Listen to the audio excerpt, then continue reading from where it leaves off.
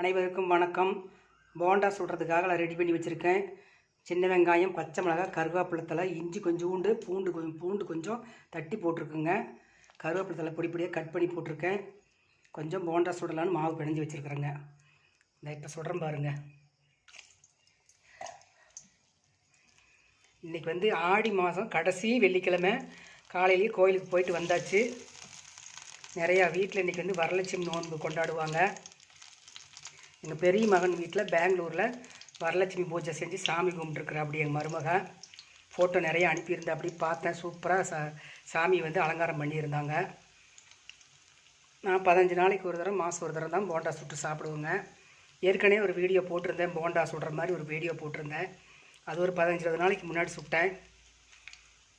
அதிகமாக கடையில் எந்த பொருளும் வாங்கி சாப்பிடவே மாட்டோங்க நாங்கள்.